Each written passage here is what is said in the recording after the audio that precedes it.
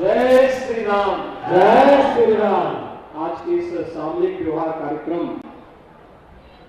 में उपस्थित इस संपूर्ण कार्यक्रम के आयोजक प्रदेश सरकार में मेरे वरिष्ठ सहयोगी श्रम और सेवायोजन मंत्री श्री स्वामी प्रसाद मौर्य जी, जनपद के प्रभारी मंत्री डॉक्टर नीलकंठ तिवारी जी, श्रम और सेवायोजन विभाग के राज्य मंत्री श्री मन्नूलाल कोरी जी, माननीय सांसद श्री लल्लू सिंह जी, उत्तर प्रदेश भवन एवं सन्निर्माण कर्मकार कल्याण सलाहकार बोर्ड के अध्यक्ष श्री रघुराज सिंह जी, जिला पंचायत के अध्यक्ष श्रीमती रोली सिंह जी,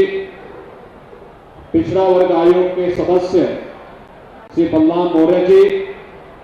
महापौर ऋषिकेश उपाध्याय जी, माननीय विधायक वेद प्रकाश गुप्ता जी, रामचंद्र यादव जी, शोभा सिंह चौहान जी, बाबा गोरखनाथ जी, संजीव सिंह जी, अभिषेक मिश्रा जी, राजेश गौतम जी, संजू देवी जी, माननीय सभी विधायकगण और भारी संख्या में आज के सामूहिक विवाह कार्यक्रम में उपस्थित सभी भाइयों बहनों, मैं सबसे पहले इतने भव्य आयोजन के लिए स्वामी प्रसाद मौर्य जी और उनकी पूरी टीम को हृदय से धन्यवाद देते हुए आप सभी को हृदय से बधाई देता हूं, अपनी शुभकामनाएं देता हूं। भाइयों बहनों, आज संविधान दिवस है। बाबा साहब भीमराव अंबेडकर ने इन्हीं भावनाओं को सम्मान देने के लिए भारत को इतना अच्छा संविधान दिया। आज इस संविधान की बदौलत की ताकत के कारण ही आपने देखा होगा कि संविधान की ताकत, यही भारत के संविधान की ताकत है। एक श्रमिक की कन्या की शादी में प्रदेश सरकार स्वयं उपस्थित होकर के कन्यादान का आयोजन कर रही है। मुख्यमंत्री, मंत्री, अधिकारीगण और सभी विधायक, सांसद,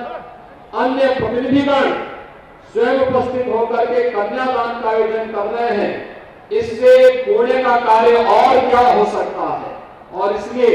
आज का आयोजन अत्यंत पुण्य का कार्य है। मैं इसके लिए श्रम और सेवायोजन विभाग को हृदय से धन्यवाद देते हुए विभाग के मंत्री श्री स्वामी प्रसाद मौर्य जी को विशेष रूप से मैं उनका अभिनंदन करूंगा कि उन्होंने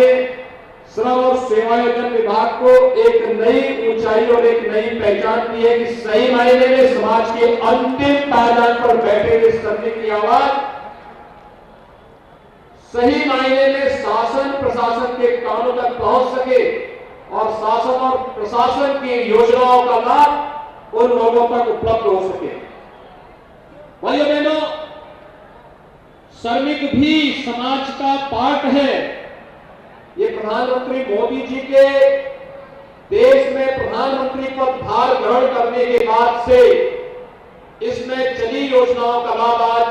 हर एक ओर प्राप्त होता हुआ दिखाई दे रहा है। और आज यही कारण है कि जहां अनेक योजनाओं से जोड़ने का कार्य हो रहा है, वैश्विक महामारी कोरोना के दौरान भी आपने देखा होगा, नवासी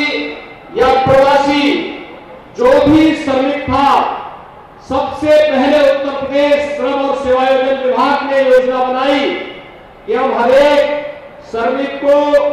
भरण पोषण भत्ता उपलब्ध करवाएंगे। और मुझे प्रसन्नता है कि 54 लाख श्रमिकों के खाते में उस समय हम लोगों ने पहले चरण में भरण पोषण भत्ता उपलब्ध करवाने का कार्य किया था। फिर देश के तमाम अन्य राज्यों ने फिर उसको अंगीकार करते हुए अपने आदि भरण पोषण भत्ते के इस कार्यक्रम को आगे बढ़ाने का कार्य किया। आज 2 लाख रुपए की सामाजिक सुरक्षा की गारंटी और 5 लाख रुपए की स्वास्थ्य बीमा की गारंटी भी उन्हें उपलब्ध की जा रही है। और इसका लाभ उत्तर प्रदेश के अंदर 3 करोड़ से अधिक प्रवासी और निवासी श्रमिक लेंगे। स्वाभाविक रूप से श्रमिकों के लिए आज तमाम की जाने वाली योजनाएं उनके श्रम को सम्मान देने का एक अभियान है, क्योंकि इनके पसीने में ही इस राष्ट्र की आधारशिला निर्भर करती है। और इसलिए इनके कहीं भी इनके परिश्रम में, इनके पुरुषार्थ का फल ये प्राप्त हो सके,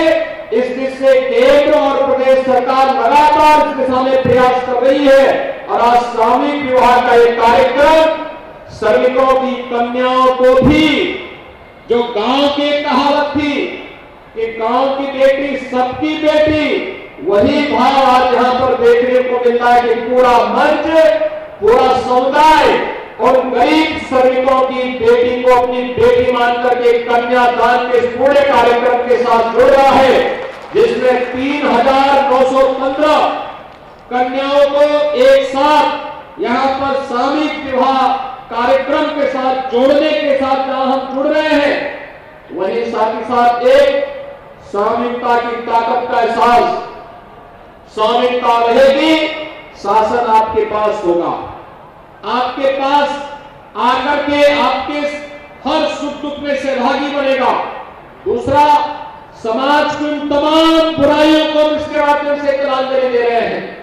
कहीं पर बाल विवाह की बात सुनने को मिलती थी, कहीं पर दहेज की कुप्रथा सुनने को मिलती थी। अब बाल विवाह और किसी भी प्रकार के दहेज जैसी कुप्रथाओं को पूरी तरह तिलांजलि देकर के कहीं पर श्रम विभाग के द्वारा सामूहिक विवाह के आयोजन को आगे बढ़ाया जा रहा है, कहीं पर समाज कल्याण विभाग के द्वारा इस अभियान को तेजी के साथ आगे बढ़ाया जा रहा है। और साथ साथ समाज के प्रत्येक तबके की कन्याओं को सम्मान पूर्वक उन्हें इस वैवाहिक कार्यक्रम के साथ जोड़ने के लिए सरकार ने बढ़ चढ़ करके हिस्सा लेकर के उन्हें सम्मान देने का कार्य कर रही है। इस सरकार के लोक कल्याणकारी कार्यक्रम का एक अभिन्न हिस्सा बना हुआ है। भाइयों बहनों, 2017 के पहले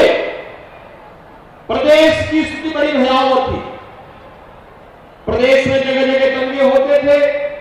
अराजकता का एक वातावरण था और महिला सुरक्षा के सामने गंभीर संकट खड़ा होता था। लेकिन प्रदेश में 2017 में आप सबके आशीर्वाद से, आपने प्रधानमंत्री मोदी जी के आह्वान पर प्रदेश में जिस सरकार का गठन किया था, आज वो सरकार न केवल प्रदेश को दंगा मुक्त और भ्रष्टाचार मुक्त बनाने के लिए पूरी प्रतिबद्धता के साथ कार्य कर रही है, बल्कि आज सरकार गांव, गरीब, किसान, नौजवान, महिलाएं, समाज के प्रत्येक तबके के हित के लिए कार्य करने के लिए पूरी ईमानदारी के साथ कार्य कर रही है। एक तरफ गरीब को घर में शौचालय उपलब्ध करवाने का कार्य हो, या फिर जिन परिवारों के पास अपने आवास नहीं, प्रधानमंत्री आवास योजना, मुख्यमंत्री आवास योजना या श्रम विभाग की आवास योजना से उन्हें आच्छादित करते हुए उन्हें आवास की सुविधा से आच्छादित करने का कार्य है। 43 लाख परिवारों को एक आवास उपलब्ध होना, 2 करोड़ 61 लाख परिवारों को शौचालय उपलब्ध होना, 59,000 ग्राम पंचायतों में सामुदायिक शौचालय का निर्माण होना,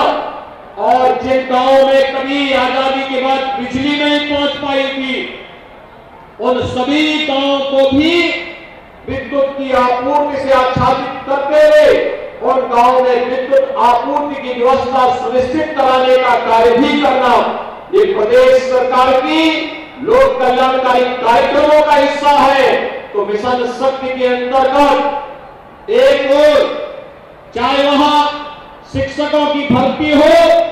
या फिर पुलिस की भर्ती हो, अधिक से अधिक बेटियां इसमें भर्ती होकर के अपनी ऊर्जा और प्रतिभा का लाभ समाज को दे सके। जहां सरकार इन सब कार्यक्रमों को आगे बढ़ाने का कार्य कर रही है, वहीं साथ ही साथ इसका उपयोग करते हुए आज मिशन शक्ति का कार्यक्रम न केवल थाना और तहसीलों में, बल्कि गांव-गांव में जाकर के वहां पर बीक अधिकारी के रूप में हर एक महिला को, हर एक गांव के प्रत्येक नागरिक को सुरक्षा का एहसास कराने का कार्यक्रम भी कर रही है। और आज के अवसर पर जब यहाँ पर अनेक कार्यक्रम चल रहे हैं, 3,915 सामूहिक विवाह का एक कार्यक्रम मर्यादा पुरुषोत्तम भगवान श्री राम की इस पावन धरा पर स्वाभाविक रूप से इन सभी वर और वधुओं के उज्जवल और मंगलमय भविष्य की ओर इन सबका हम सबको आह्वानित करता है। मैं एक बार फिर से आज वैवाहिक बंधन से जुड़ी हुई इन सभी कन्याओं को हृदय से प्रदेश सरकार की ओर से बधाई देता हूं, अपनी शुभकामनाएं देता हूं। विभाग को इस पूरे कार्यक्रम के साथ जुड़ने के लिए हृदय से धन्यवाद देते हुए यहाँ के जो जनप्रतिनिधि आए हैं, अयोध्या से, बाराबंकी से, सुल्तानपुर से, अंबेडकर नगर से, इन सभी को भी मैं हृदय से धन्यवाद और इनका अभिनंदन करता हूं। इन सब ने इसमें रुचि लेकर के श्रमिकों की, कन्याओं की शादी के कार्यक्रम में सहभागी बनकर के गरीबों के प्रति प्रधानमंत्री मोदी जी के उस आह्वान को, जो हम सबको सबका साथ, सबका विकास, सबके प्रयास और सबके विश्वास के प्रतीक के रूप में जोड़ता है, इस पूरे कार्यक्रम के लिए आप सबको हृदय से बधाई देते हुए मैं अपनी वाणी को देता हूं विराम। जय जय श्री राम।